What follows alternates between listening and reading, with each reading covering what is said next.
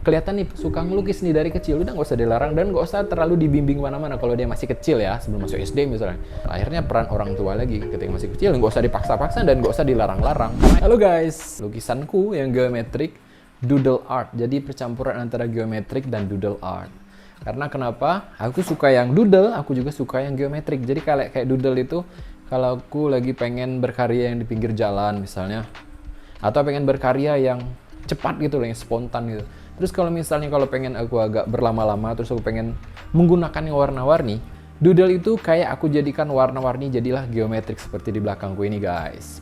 Kisah dari onar yang dulu suka menggambar dari kecil. Waktu itu ayahku itu kayak lebih suka aku tuh jadi seorang seniman gitu. Sampai KTP aku itu waktu setelah lulus SMA, setelah lulus kuliah, setelah lulus pesantren itu aku KTP ku langsung seorang seniman gitu. Jadi kan jarang-jarang kan ada yang pekerja seniman. Aku waktu belum jadi seniman aja, waktu itu sudah di KTP ku sudah seniman gitu guys.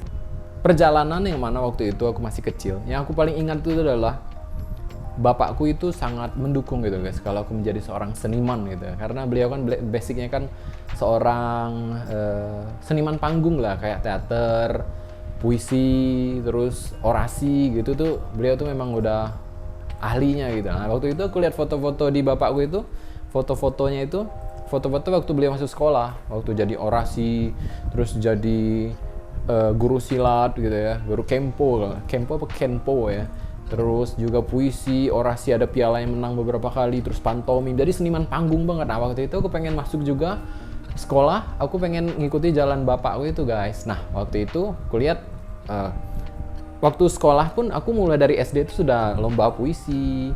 Terus pas SMP aku sudah bagian kesenian, terus aku sering bikin kayak skrip untuk kayak teater, mini teater. Aku juga lomba puisi, terus aku sering juara di antar ke sekolah-sekolah gitu kan. Terus ya basicnya aku dulu seniman panggung lah, seniman panggung. Cuma aku juga suka gambar, tapi seiring perjalanan waktu ternyata aku itu kurang suka yang namanya kayak capek sebenarnya. Aku tuh ngomong tuh capek sebenarnya.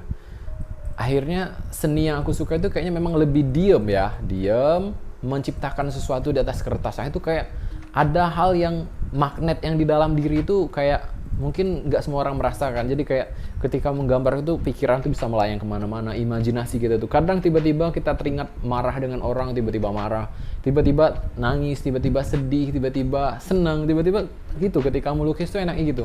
Makanya kalau kata kayak Picasso itu, seni itu kayak membersihkan debu-debu di dalam diri kita gitu. Jadi debu-debu tuh mungkin kotoran itu, pikiran negatif. Makanya kayaknya seorang seniman, seorang pelukis itu aku lihat mereka kayak santai-santai, enjoy aja kan. Mungkin pikiran-pikiran kotor mereka tuh terlepas ketika bisa mengungkapkan gambar yang mereka inginkan di dalam pikiran, di dalam otak mereka tuh loh. Mereka mengeksekusi itu sesuai dengan ekspektasi yang ada dalam imajinasi. Jadi itu kayak ketika menggambar itu kayak merilis stres, jadi kayak terapi gitu guys ya. Ini kenapa bapakku tuh dulu tuh apapun yang aku lakukan didukung gitu. Aku dibeliin buku Bobo, aku dibeliin buku Mickey Mouse, buku komik-komik itu, jadi kayak menginfluence aku untuk membuat sesuatu gambar gitu loh dari gambar-gambar itu. Dulu aku suka baca buku novelnya itu bukan novel ya, kayak komik tapi gede gitu, Genta Nirwana gitu ya.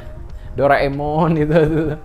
Nah seperti itu kayak mempengaruhi visual-visual yang ada di pikiran gitu. Nah aku dulu sering hidup kan di kebun, kan banyak hewan-hewan. Nah itu mungkin juga berpengaruh terhadap visual yang sekarang sering aku gambarkan, banyak hewan-hewan. Aku suka bentuk-bentuk hewan. Kenapa bentuk-bentuk hewan? Karena menurutku bentuk-bentuk hewan tuh kayak fleksibel aja untuk dibentuk gitu loh. Bentuk ayam masih bisa berbentuk ayam, tapi dengan deformasi yang aku inginkan gitu loh, deformasi atau distorsi atau destruksi gitu ya. Itu kan pelajaran deformasi kalau di seni murni ya, di seni lah. Waktu itu aku sering dibeliin. Terus kalau aku pengen beli buku gambar sama alat lukis, waktu itu aku langsung dibeliin buku gambar, langsung dibeliin cat air merek Guitar gitu kalau nggak salah dulu itu. Terus juga pernah dibeliin kanvas gede, kalau di Bengkulu kan agak susah cari itu. Terus cat minyak Meris mereknya itu, aku cat minyak Meris dikit aja kalau keluar tuh aku masukin lagi guys, rugi ya. Nggak, kalau sekarang tuh kan keluar dikit ya udah kering, nggak apa-apa lah. Itu termasuk proses kreatifnya adalah itu proses ekspresi, kadang kena baju, kadang kering gitu kan. Nah seperti itu. Nah perjalanan itulah karena yang membentuk aku karena kebebasan dari orang tua aku itulah. Karena yang paling ingat kan bapakku. Ibuku juga pasti mendukung, tapi waktu itu waktu aku sudah mulai menggambar itu, ibuku udah nggak ada, udah pergi duluan ya ke atas sana. Nah, bapakku itu mendukungku sangat, ingat banget. Makanya aku kadang aku nggak bisa yang namanya lupa, nggak bisa tidak respect secara alami kepada bapakku, karena beliau itu kayak membebaskan jalanku gitu dalam dunia kesenian ini, nggak melarang-larangku guys. Nah, sampai saat ini akhirnya aku bisa menemukan jalanku sendiri. Jadi aku sekolah sendiri. Sekolah sendiri, nggak kuliah, ya udah kuliah oke. Akhirnya kemarin waktu masuk ke ISI Jogja itu aku masuk sendiri. Nah, aku pengen fokus, akhirnya aku tinggal di Jogja. Nah, jadi perjalanan kesenian itulah yang mana itu pasti andil dari orang tua gitu kan, andil dari khususnya itu dari bapakku, yang pasti juga ibuku juga yang menyekolahkanku gitu kan, dan bapakku juga yang mendukungku di dalam setiap gerakan kesenianku gitu loh. Ekspresi apa yang aku lakukan itu pasti didukung, biasanya dulu tuh selalu dipuji gitu. Itu yang membuat gue tuh pede dengan perjalanan ini guys, pede dengan perjalanan ini. Nah, kenapa aku menceritakan ini? Karena itu peran orang tua itu sangat berefek nanti ketika anaknya dewasa gitu. Pasti dia akan mengingat, dulu bapakku itu mendukung aku ini banget. Itu pasti selalu akan diingat dalam memorinya sampai tua nanti gitu guys. Nah, itulah ini kenapa aku bercerita ini, karena banyak cerita dari kawan-kawanku itu yang kayak dia nggak boleh sekolah seni, dibilang orang tuanya ngapain juga sekolah seni, ngapain kuliah seni, itu duitnya dari mana, banyak orang kere dari seni. Ya sebenarnya bukan kere, cuma nggak tahu ilmu dan tidak mempraktekkan ilmu itu. Setiap segala sesuatu itu kan kita ragu dan tidak bisa menjalani itu karena kita nggak tahu ilmunya. Dulu sebelum aku masuk ISI, aku juga ngelihat ya guys ya, kayak Nyoman Mas Riyadi itu senimannya laku waktu itu berapa M gitu kan.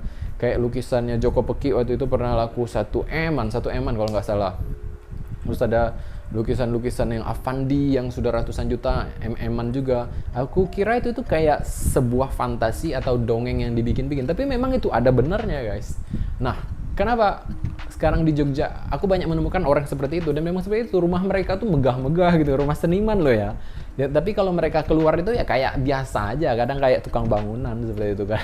Seperti itu santainya Jogja gitu guys. Nah, ketika gue berada di Jogja, itu tuh atmosfer Jogja itu yang membuat aku tuh semakin istiqomah dan menikmati jalan kesenian ini. Aku sering diskusi sama senior.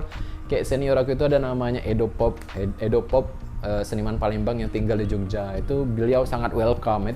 Beliau itu salah satu orang yang aku juga untuk sungkem sama beliau segini itu yang pantas, karena beliau juga respect pada ketika orang muda, ketika kita diskusi apapun beliau sangat welcome gitu loh. Jadi seperti itu, respect.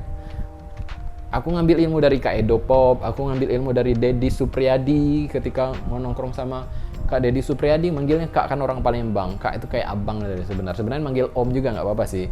Nah, aku Kak Deddy Supriyadi sering kalau nongkrong, kalau dulu aku sering, pasti kalau aku bertemu sama senior pasti aku bertanya sebanyak-banyaknya. Kalau Kak Deddy Supriyadi berkarya saja, semau-maunya, sebebas-bebasnya.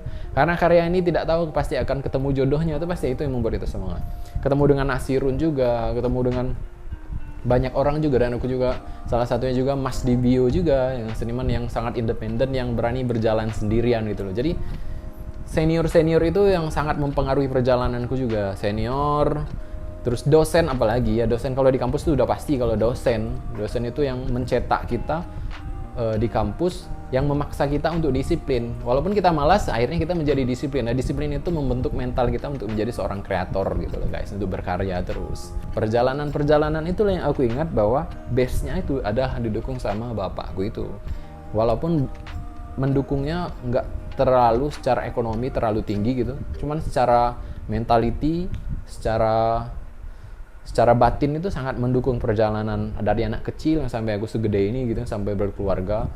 Ya seperti itu, akhirnya aku berkarya bisa sampai segede ini, dan base kolektorku alhamdulillah sudah sedikit demi sedikit terbangun gitu.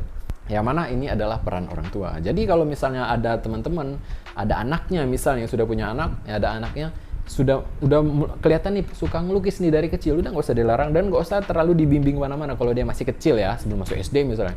Kalau masih SD SMP itu udah belikan aja alat-alatnya, berikan aja apa yang dia butuhkan, misalnya kertas, krayon, spidol, atau cat air atau cat akrilik, kanvas kecil, kertas, udah dukung aja, nggak usah terlalu banyak protes. Nanti dia akan ketemu sendiri kalau dia masih terus akan fokus di jalan kesenian yang dia pilih itu. Karena nanti nggak tahu, kalau misalnya dia kecil sering pameran terus karyanya banyak gitu, kita nggak tahu, itu kadang orang tuanya kayak mendukung tapi nggak tahu nanti perkembangannya ke depan dia apakah akan seperti itu. Karena ke depannya nanti pasti jiwanya nanti akan memilih jalannya sendiri, kemana dia akan menuju, apakah dia tetap akan menjadi seorang seniman atau nanti mungkin berhenti atau mungkin nggak terlalu fokus, atau mungkin nanti bisa jadi seorang arsitek atau seorang entrepreneur gitu ya, nggak tahu gitu ya. Seperti itu. Akhirnya peran orang tua lagi ketika masih kecil, nggak usah dipaksa-paksa dan nggak usah dilarang-larang, karena itu akan nanti terngiang-ngiang. Banyak juga kawan-kawanku cerita, ya aku dulu pengen ini tapi nggak disuruh orang tuaku. Dia jadi penurut sih, tapi dia kayak ada sesuatu yang tidak bahagia, yang dia tidak bebas, yang tidak free di dalam diri dia, seperti itu. Betapa pentingnya itu tadi, bahwa orang tua itu sangat berpengaruh terhadap perkembangan karakter anak, apalagi seorang seniman ini ya. Jangan dibantah-bantah dan jangan dilarang-larang. Dukung aja selama itu positif. Dan nanti dia akan cari tanggung jawabnya sendiri, dan pasti segala sesuatu yang pilihan kita kasih tahu aja, segala sesuatu itu ada konsekuensinya.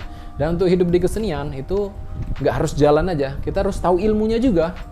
Karena setiap segala sesuatu itu pasti ada celahnya gitu. Nah, khususnya di seni ini, khususnya di seni lukis ini, seni murni ini, ada ilmunya juga. Kita akan tahu nih, karena kesenian itu juga memberikan kepastian dalam kehidupan ini gitu loh. Guys, itu aja cerita-cerita siang ini. Sampai jumpa di konten selanjutnya. Dadah, assalamualaikum.